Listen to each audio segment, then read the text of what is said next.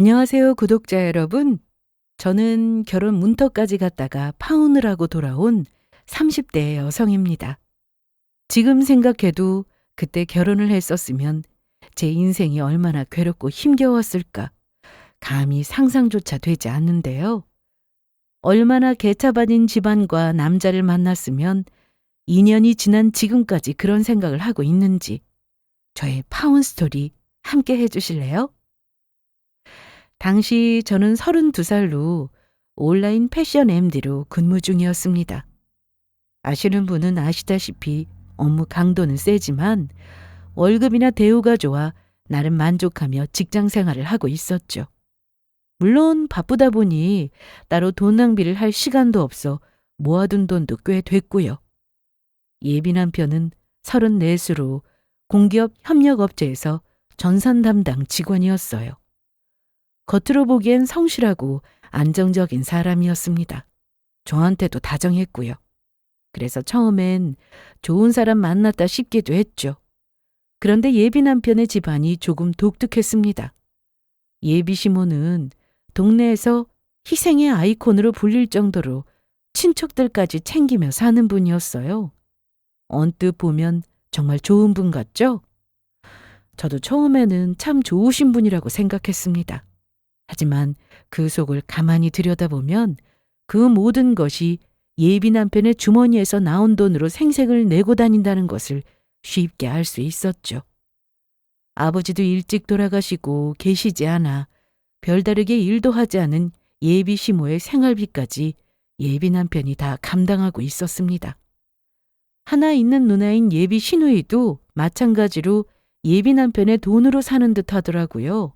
듣기론 집에서 프리랜서 작가로 일하고 있다고 하는데 볼 때마다 일은 하지 않고 휴대전화로 드라마 몰아보기를 하던가 유튜브를 시청 중이었으니 백수나 다름이 없는 상황이었습니다. 그렇다 보니 예비 남편은 미리 저에게 이런 말을 하더라고요. 아버지가 일찍 돌아가시면서 우리 집안일은 거의 다 내가 책임져 왔어. 그래서 내가 모은 돈이 얼마 없어. 그냥 미리 말해줘야 할 것 같아서. 그냥 하는 말이 아니란 것쯤은 알고 있었습니다. 예비 남편은 저에게 기회를 주는 것이었어요. 헤어질 기회를 말이에요. 하지만 저는 그런 예비 남편의 손을 놓지 않았어요. 도망가지 않고 그 곁에서 예비 남편의 든든한 아내가 되기로 한 것이었죠. 결심이 선 저는 예비 남편과 결혼 이야기를 진지하게 나누었어요. 그런데 본격적으로 결혼 이야기가 오가기 시작하니 예비 시모의 행동이 조금씩 이상해지더라고요. 아들에 대한 지나친 믿음? 아니, 집착이라고나 해야 할까요? 하여튼 마침 명절이라 인사를 드리러 갔을 때도 겉으로는 저를 반가워하는 듯 하면서도 은근히 저의 모든 것을 검사하듯 행동하더라고요. 그 처음은 바로 옷차림이었어요. 결혼을 결심하고 처음 뵙는 것이기도 하고 제 딴에는 예쁘게 보이고 싶어 무릎까지 오는 단아한 치마를 입고 갔거든요. 그런데 제 무릎 아래 맨살을 보던 예비 시모가 입을 열었어요. 그런데 너 회사에 다닐 때도 그렇게 치마 입고 다니는 건 아니지? 아니, 치마 자체가 문제라는 건 아닌데 이왕 입을 거면 얌전해 보이게 청강이 다 덮는 그런 옷 입으면 좋지 않니? 아, 그리고 말이 나왔으니 하는 말인데 너 직장은 어떠니? 하루아침에 망하거나 그런 회사는 아니지? 이렇듯 급기야는 회사까지 언급하며 평생 근무할 수 있는 제대로 된 회사는 맞는 것인지 거기에다 연봉까지 물어오더라고요. 당연히 당황스러웠습니다. 아무리 결혼 이야기가 오간다고 해도 이런 것까지 물어오는 건 좀 불편하더라고요. 하지만 부끄러울 만한 것이 없으니 성심성의껏 대답했어요. 그랬더니 돌아오는 말이 더 기가 막히더라고요. 그래, 그럼 우리 아들 등골 빼먹을 일은 없겠네. 혹시 우리 아들이 벌어오는 돈으로 살 생각은 하지도 말아야 해? 혼잣말처럼 구시렁거리면 하긴 했지만 들으라고 하는 이야기라는 것쯤은 지나가는 개가 들어도 알 수 있었습니다. 제가 직장이 없는 것도 아니었고 번듯한 직장이 있고 상여금까지 합친다면 예비 남편의 연봉보다 적은 것도 아닌데 저런 말을 들으니 기분이 좋지 않더라고요. 하물며 예비 남편 등에 업혀 사는 것이 누구인데 그 입에서 저런 말이 나오니 더욱더 좋지 않았죠. 하지만 다른 사람도 아닌 엄마이니 아들 걱정해서 하는 말이겠거니 생각하려 애썼어요. 아무래도 혼자 벌어서는 먹고 살기 힘드니까요. 그런데 이건 시작에 불과했습니다. 시누이는 더 가관이었어요. 예비 시누이는 저를 남동생의 아내 될 사람으로 대하는 것이 아닌 묘하게 경쟁 상대로 여긴다는 생각을 지울 수가 없더라고요. 저와 남동생의 결혼이 자신의 인생에 큰 영향을 줄까 전전긍긍하는 느낌이 강하게 들었죠. 내가 아주 혹시나 해서 하는 말인데 두 사람 결혼해도 우리 집에 주던 생활비는 줄 거지? 우리 석주는 우리 집안 기둥이라서 말이야. 결혼한다고 해서 변하면 안 되는 거잖아. 아, 그러지 말고 두 사람 돈 관리는 따로 하면 되겠네. 아니다. 아예 돈 관리는 우리 석주한테 맡겨. 우리 예비 올케 월급까지 내 동생이 관리하면 되겠다. 그렇지? 이렇듯 당장 자신이 먹고 사는 예비 시댁에 조금의 생활비도 보태지 못해 결혼하는 남동생에게 계속 빈대나 붙으려는 주제에 저에게 간섭은 또 얼마나 하는지 제대로 알지도 못하는 주식 이야기를 꺼내 한껏 아는 척을 하는 건 만나면 반갑다고 하는 인사와도 같이 자연스럽게 반복되었죠. 그리고 그 뒤에 오는 말은 한결같았습니다. 오늘 입고 온 옷 회사 옷이야? 네, 이번에 홍보 들어가는 옷이에요. 왜 그러세요? 아니, 내 스타일이라서 다음에 올 땐 나도 지금 입은 그대로 좀 갖다 줘.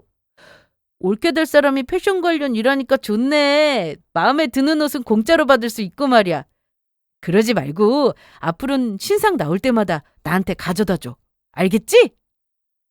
밥이라도 한 끼 사 먹이면서 이런 부탁이라도 한다면 얄밉지는 않을 텐데 매번 볼 때마다 나이도 어린 저에게 다 얻어먹으면서 입으론 훈수를 두고 얻어가기만 하려고 하니 그 인간이 예뻐 보일 수가 없는 지경이었습니다.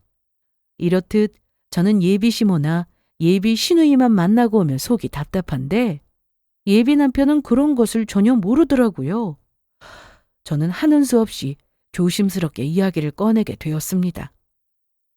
저기 있잖아.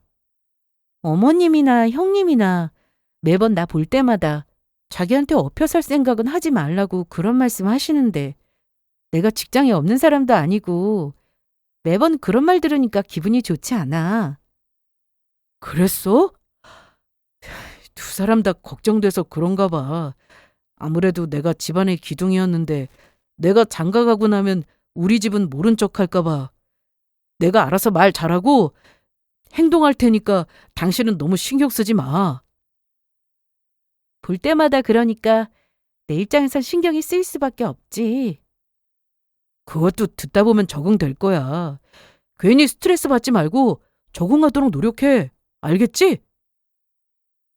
말에 악의가 있었던 것이 아니었습니다.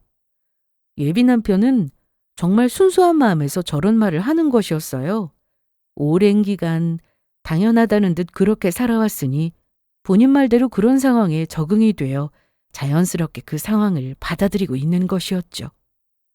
그런 사람에게 제가 무슨 말을 어떻게 더 하겠어요? 구구절절 설명해도 제 입만 아플 것 같으니 그냥 설명을 포기하게 되더군요. 거기에다 좋은 일을 앞두고 큰 소리가 나게 하고 싶지 않아 참을 수밖에 없었죠. 하지만 아무리 참고 또 참아도 쌓이고 쌓이다 보면 터지기 마련이었습니다.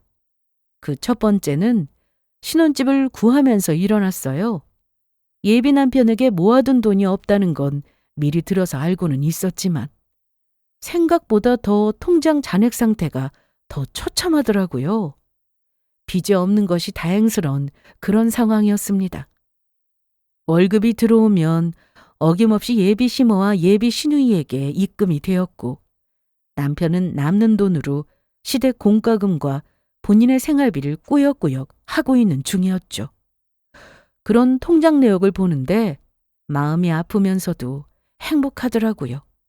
이런 생활고에 시달렸을 예비 남편의 생활을 생각하니 마음이 아팠다가도 이런 와중에도 저를 만나면 항상 맛있는 것, 좋은 곳을 못 데리고 가 안달이 났던 예비 남편의 모습이 떠올라 행복했어요.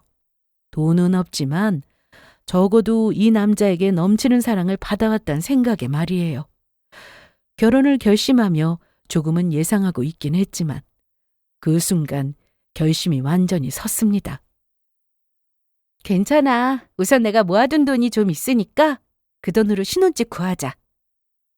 제가 본인의 통장을 살펴보는 내내 죄인처럼 눈치를 살피던 예비 남편은 제 말이 끝나자마자 저를 꼭 안아주더라고요. 눈물까지 그렁그렁 맺힌 채로 말이에요. 미안해. 그리고 고마워. 난 내 통장 보고 헤어지자고 이 결혼 없던 걸로 하자고 하면 어쩌나 했는데 진짜 고맙다. 지금 자기가 나한테 베풀어준 이 마음 내가 앞으로 살면서 다 갚을게. 예비 남편이 울먹이며 제 손을 잡던 순간 잠시나마 그의 지난 삶이 스쳐 지나가더라고요. 아버지가 돌아가신 뒤 어린 나이에 지방 가장이 된 채 매달 월급날이 되면 누군가의 필요를 먼저 챙겨야 했던 삶. 온통 누군가의 집만 짊어진 채 살았던 그 시간들이 얼마나 버거웠을지. 그 버거움을 말하지 않고 살아남기 위해 얼마나 애썼을지 문득 떠오르며 저도 가슴 한켠이 먹먹해지더라고요. 그런 생각이 들자 마음이 시린 동시에 따뜻해지더군요. 저는 이 남자에게 단순한 배우자 이상이 되고 싶었고 이 남자도 누군가에게 처음으로 기대고 싶은 마음이 있었겠지 싶어 그날만큼은 더 따뜻하게 품어주고 싶기도 했죠. 하지만 마음 한켠에서는 아주 작은 의문이 움찔하고 일기도 했습니다. 앞으로의 시댁 생활은 어떻게 해야 하나 하고요. 그 생각이 불편하게 남았지만 그때는 그저 사랑이 더 커 잠시 스쳐가고 말더라고요. 그저 제 품에 안긴 예비 남편을 지키고 싶었습니다. 그렇게 한층 더 돈독해진 저희는 집을 알아보기 시작했어요.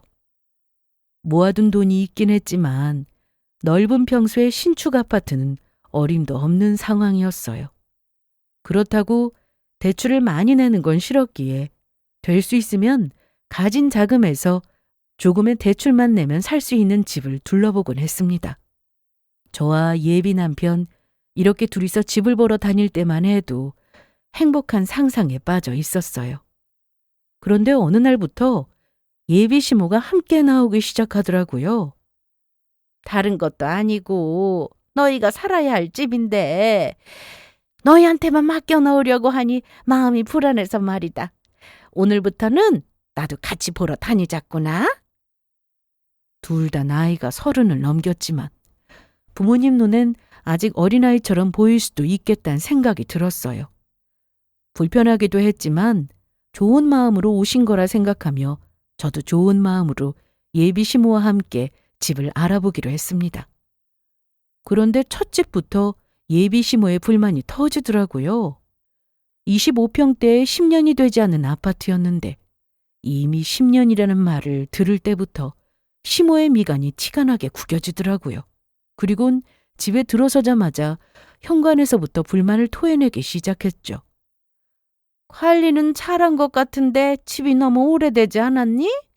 좁기도 너무 좁고 자고로 집은 좀 넓어야 살맛이 나는 법인데. 그러지 말고 좀 넓은 집으로 보자꾸나. 30평대 신축이면 더 좋고 말이야. 저도 신축의 넓은 집 좋아하죠. 그런데 저희가 수중에 있는 돈이 그리 넉넉하지가 않아요.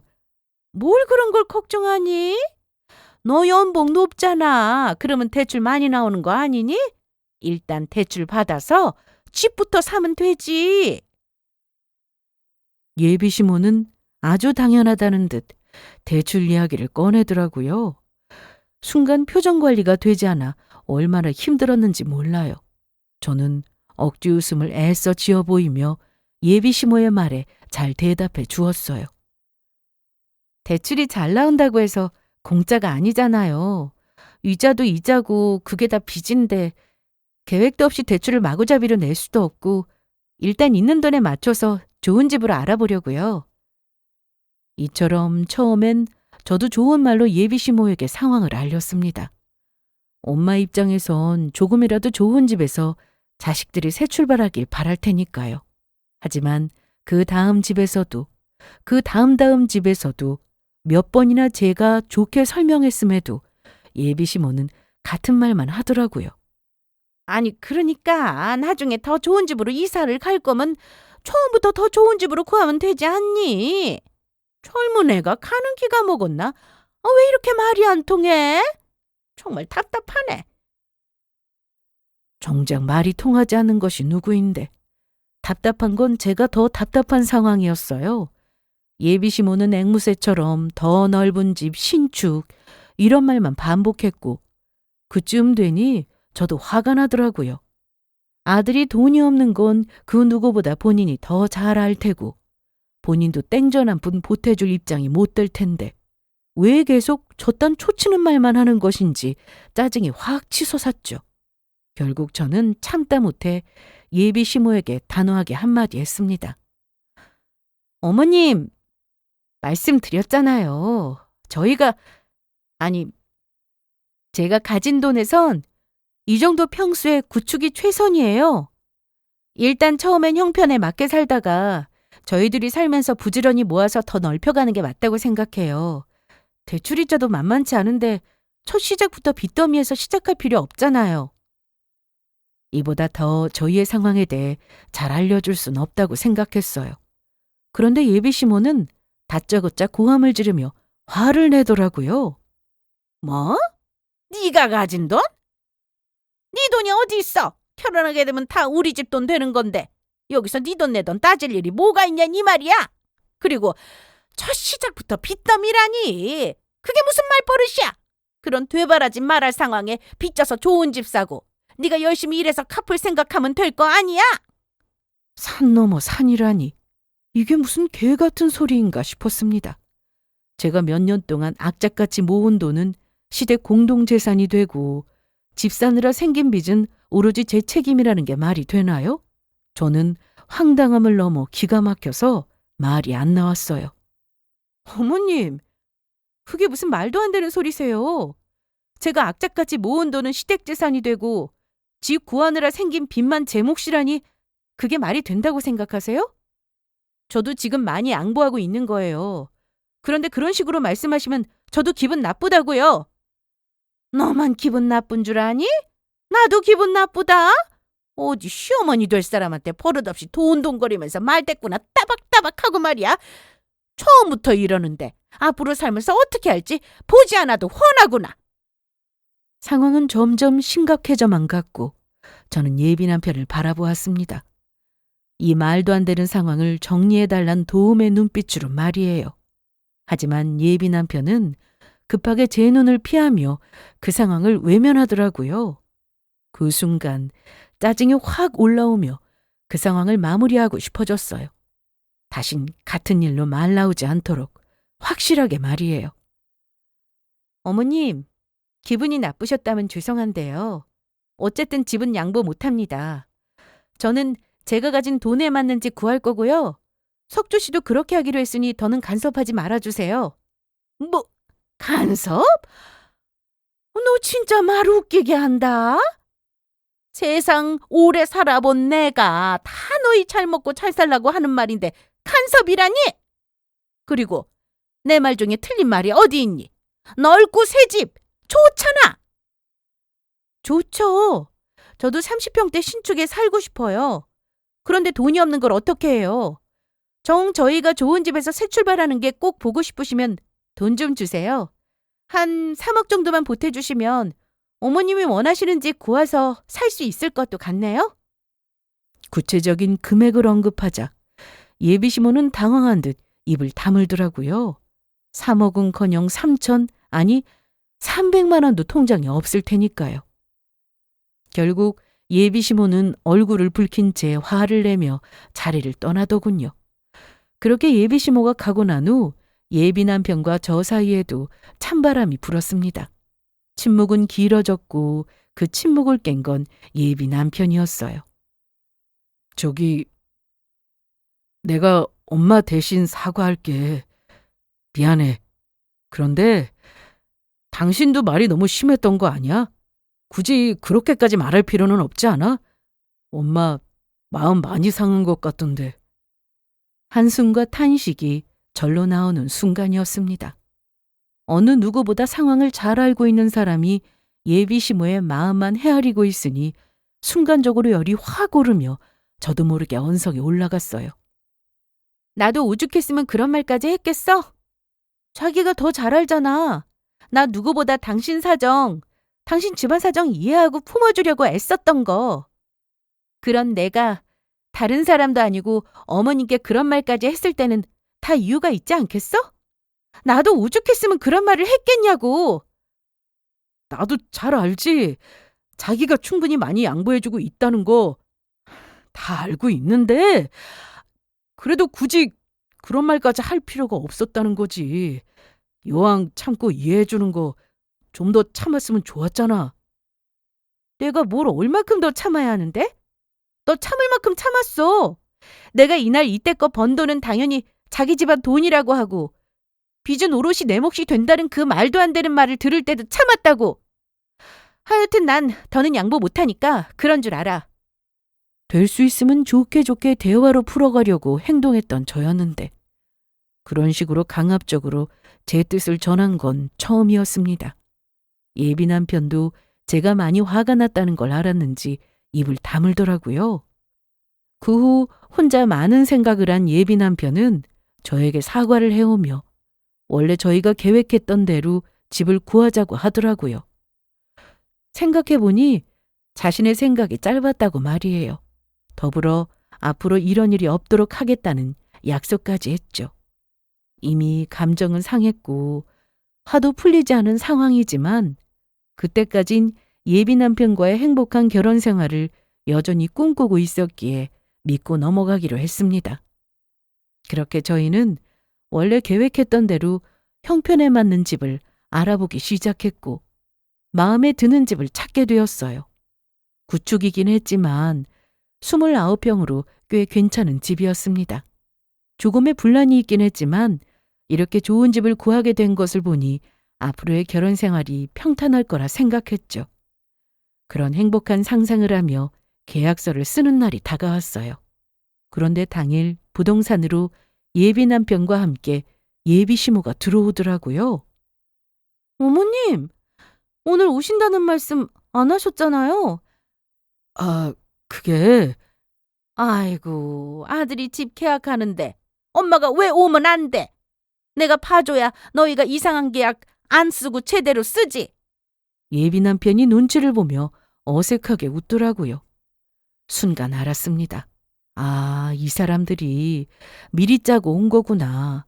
내가 싫어할 걸 알았으니 비밀로 하고 데리고 온 거였죠. 불길한 예감이 확 들었습니다.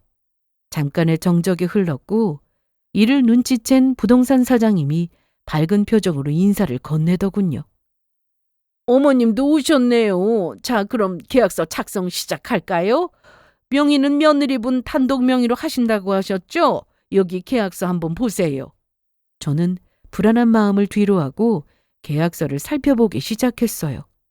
그런데 그때 예비 시모가 계약서를 확 낚아채더니 당연하다는 듯 이렇게 말하더라고요. 아니요. 명의는 박석주 우리 아들 단독으로 할 겁니다. 그러니까 사장님도 그렇게 하시고 계약서 다시 작성해 주세요. 너무 황당해서 말도 제대로 나오지 않더라고요. 저는 제가 제대로 들은 것이 맞는 것인지 재차 확인하며 되물었습니다. 네? 뭐라고요?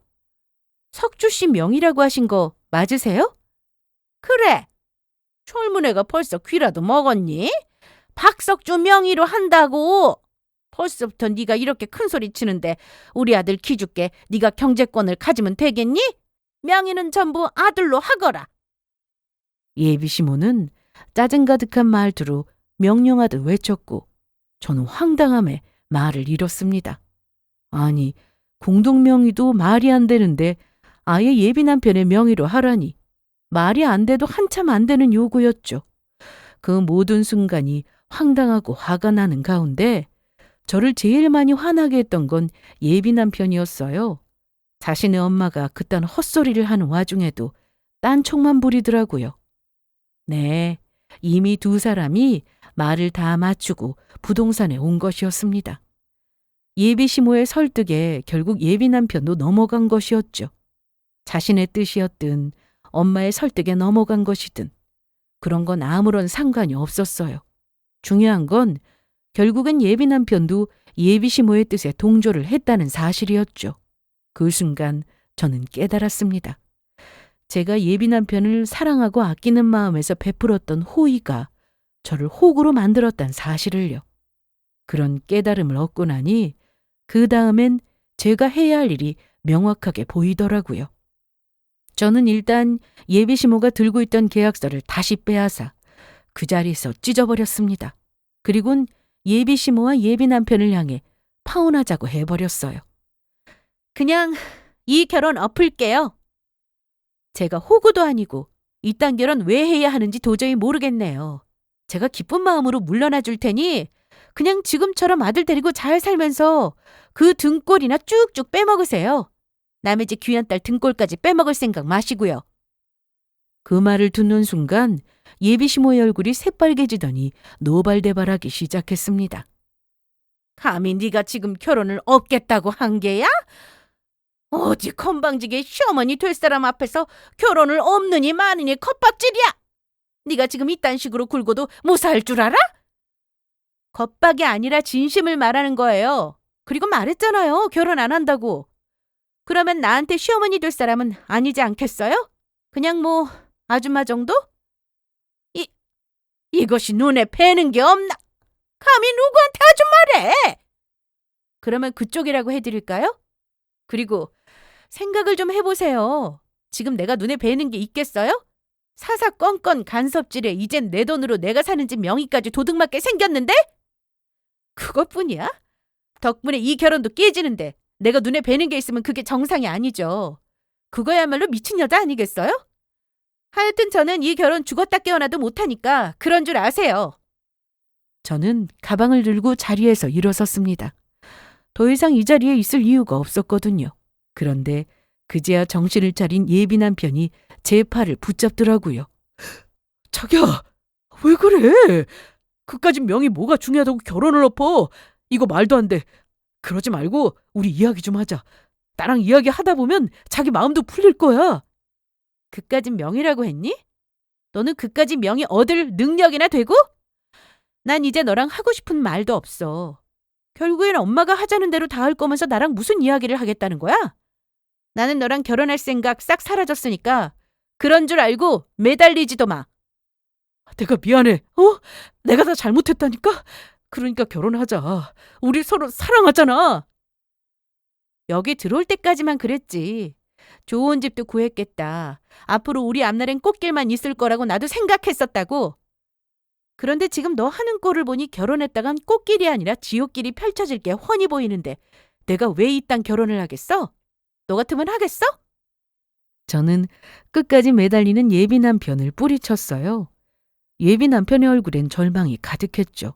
그리고 그때 부동산 사장님이 한숨을 푹 내쉬며 이런 말씀을 하시더라고요. 아이고, 그럴 줄 알았어요. 진짜. 제가 이 일 20년 넘게 했는데 처음 봅니다. 요즘에 세상에 이런 시어머니가 어디 있어요? 예비 시모가 발끈하며 소리쳤습니다. 뭐라고요? 지금 나보고 어머님 솔직히 말씀드릴게요. 며느리 될 분이 돈 다 내 집 사준다는데 그것도 모자라서 명의까지 아들 앞으로 하라고요? 그러면 며느리분은 뭐가 돼요? 나중에 무슨 일 생기면 한 푼도 못 건지는 거잖아요. 부동산 사장님의 말씀에 저는 속이 후련했습니다. 제가 이상한 게 아니라는 걸 확인받는 기분이었어요. 제 딸이었으면 당장 결혼 취소시켰을 겁니다. 요즘 세상에 집 사서 시집 온다는 여자 있으면 그거 나 죽었다고 하고 납작 엎드려서 모셔와야지. 무슨 명의를 다 넘기래요? 공동명의도 사실 며느리분 입장에선 열받는 건데 아예 명의를 통째로 아들한테 주라는 게 말이 돼요? 예비 시모는 할 말이 없는지 입을 다물었습니다. 부동산 사장님은 계속해서 말씀하셨어요. 신랑 되시는 분 지금이라도 제대로 된 선택하세요. 이렇게 좋은 여자 놓치면 평생 후회합니다. 어머님 말씀만 듣다가 혼자 늙어요. 예비 남편은 그 말을 듣더니 더욱 절박한 표정으로 제 손을 붙잡았습니다. 자기야, 내가 미안해.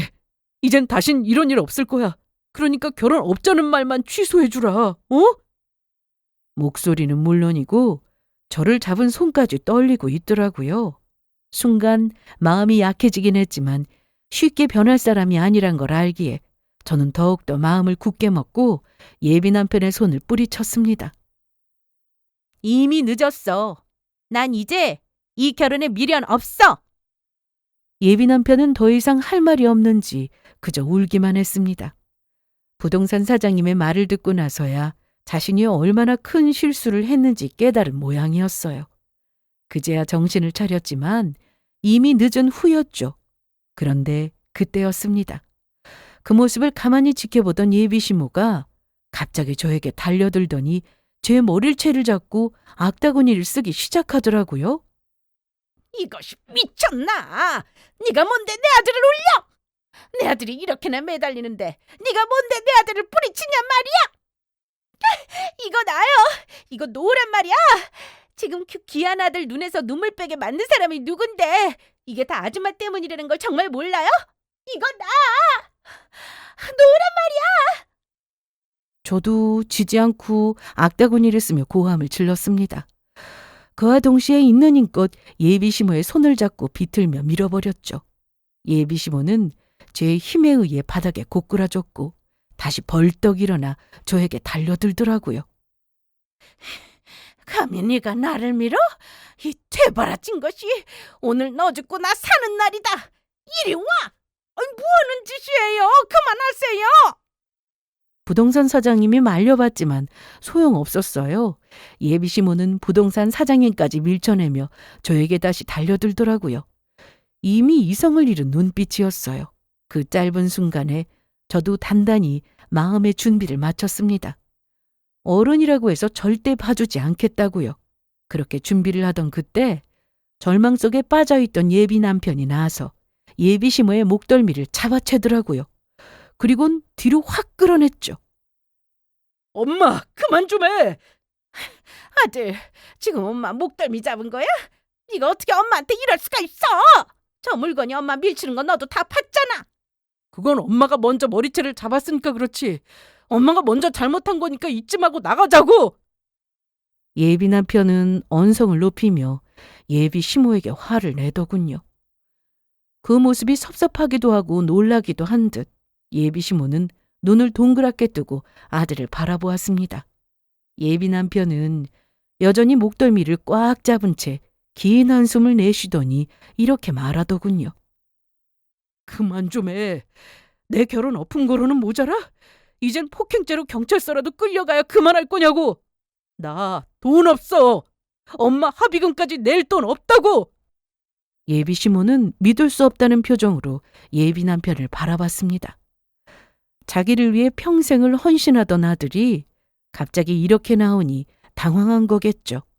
예비 남편은 예비 시모를 부동산 밖으로 끌고 나갔습니다. 그날 이후 전 예비 남편에게선 연락이 끊이지 않고 오더라고요. 제발 한 번만 만나주라. 아니면 전화라도 받아줘. 내가 미안해. 만나서 내가 다 사과할게. 무릎이라도 꿇고 빌라고 하면 얼마든지 꿇을 수 있어. 그러니까 제발 얼굴 한 번만 보고 이야기할 수 있게 해줘. 나 자기 없으면 못 사는 거 잘 알잖아. 이런 문자는 하루에도 수십 통씩 이어졌고 새벽에도 전화가 오곤 했습니다. 저는 다 무시했어요. 마음은 아팠지만 이미 돌아선 마음이었으니까요. 그렇게 모든 연락을 무시하던 어느 날, 늦은 밤 집으로 돌아오니 전 예비 남편이 집 앞에서 기다리고 있더라고요. 얼굴은 수척해져 있었고 눈은 퉁퉁 부어 있었습니다. 피해야 하나 고민하는 사이 저를 발견한 전 예비 남편은 저에게 달려와 고민도 하지 않고 제 앞에 무릎을 꿇고 앉더라고요. 그리곤 간절하게 빌기 시작했어요. 자기야, 내가 다 잘못했어. 우리 엄마 무슨 말을 하든 듣지 말아야 했었는데 집은 남자 명의로 돼 있어야 큰소리치고 살아야 한다는 말에 내가 혹해서는 미안해.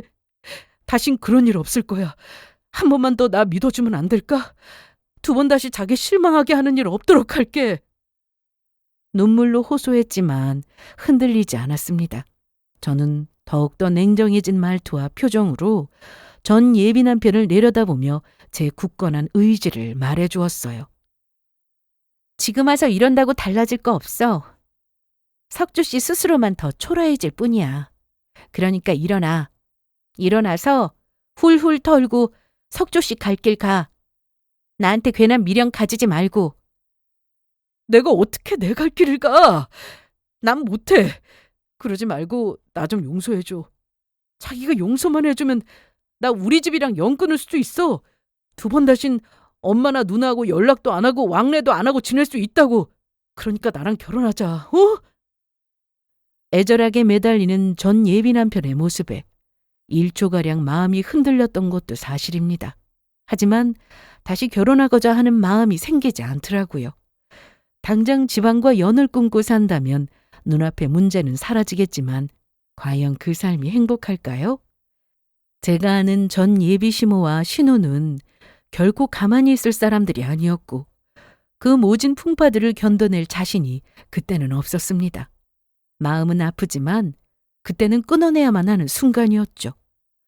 무엇보다 전 예비 남편을 믿을 수 없었어요. 언제든 갈대처럼 흔들리는 사람을 믿고 제 인생을 걸기엔 저는 제가 너무 소중했으니까요. 한번 배신당한 신뢰는 쉽게 회복되지 않는 법이잖아요. 더군다나 평생을 엄마 말씀만 듣고 살아온 사람이 하루아침에 바뀔 리 만무했습니다. 제가 결혼을 한다면 최소한 저를 제일 우선순위에 놓아줄 사람과 해야 한다는 생각이 확고했어요.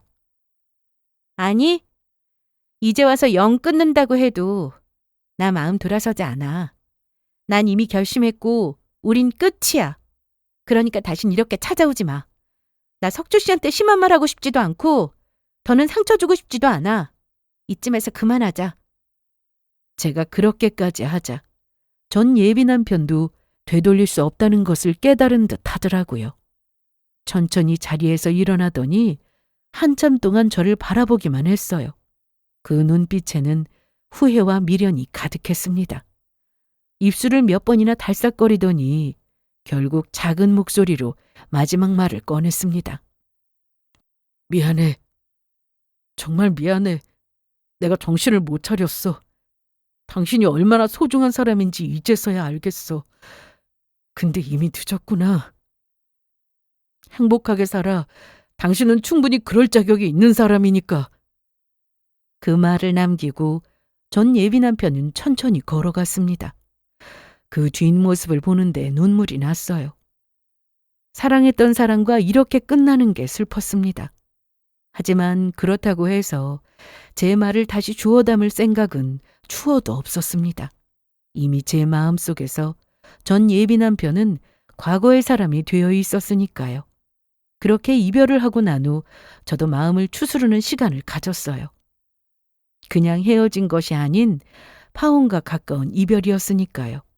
그런데 전 예비 시모는 그 슬퍼할 시간도 주지 않더라고요. 일주일 뒤 이번엔 전 예비 시모가 집 앞에 찾아와 난리를 부렸으니까요. 처음부터 화를 냈던 건 아니었습니다. 처음엔 저를 보자마자 눈물을 흘리며 동정심을 건드리더라고요. 얘야, 요즘 우리 석주가 밥도 못 먹고 회사도 못 나가고 있어. 매일 술만 마시고 새벽마다 울기만 해. 내가 다 잘못했으니 우리 아들이랑 다시 시작해주면 안 되겠니? 이번 한 번만 그냥 넘어가주면 앞으로 내가 너희 사는 것에 조금의 간섭도 하지 않으마. 말을 마친 전 예비시모의 눈에선 눈물 한 방울 뚝 떨어졌습니다. 그 모습을 보는데 마음이 약해졌냐고요? 아니요. 당했던 것이 워낙 많았던 터라 제 눈엔 그 모습이 오히려 악어의 눈물처럼 느껴지더라고요. 저는 미련 가득한 전 예비시모의 손을 뿌리치며 말했습니다. 아니요. 저는 이제 그딴 약속 같은 거 필요 없습니다. 마음이 있어야 그딴 약속에 귀에 들어오고 마음이 흔들릴 건데 지금은 석주 씨한테 조금의 미련도 없거든요. 그러니까 다신 이렇게 찾아오지 마세요. 불편해요.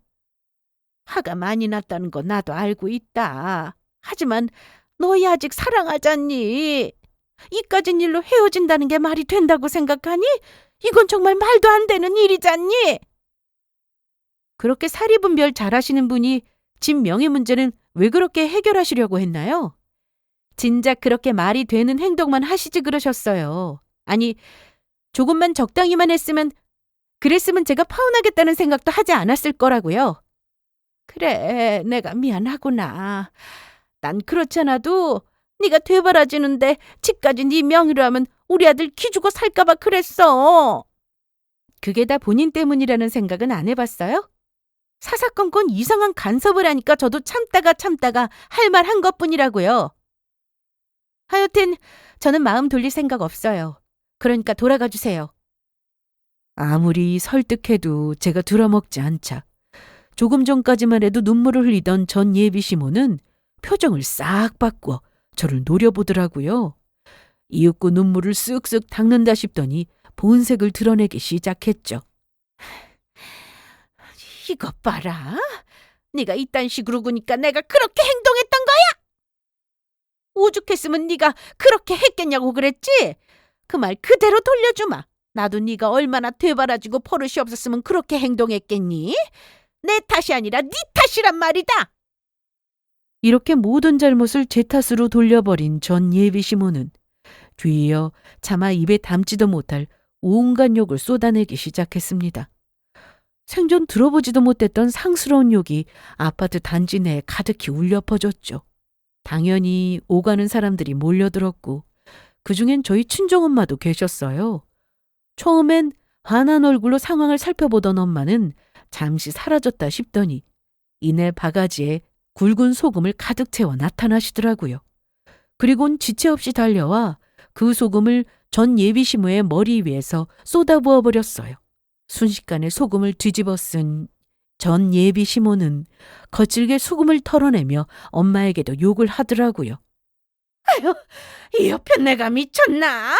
이게 뭐하는 짓거리야? 그 어미의 그 딸이라고 하더니 딸도 눈에 뵈는 거 없이 막 나갔나 싶더니 다 엄마 닮아서 그런 모양이구만. 누가 할 말을 누가 하는지 모르겠네. 이거 봐요. 지금 누가 눈에 뵈는 거 없이 막 나가고 있는지 정말 몰라? 여기 구경꾼들이 누구 보려고 이렇게 모였는데 아파트 단지가 다 울리게 쌍스럽게 욕이나 하던 옆에 내가 누굴 보고 함부로 짓거려. 쌍스럽게? 아유, 이 여자가 진짜 머리채 한번 잡혀봐야 정신을 차리지.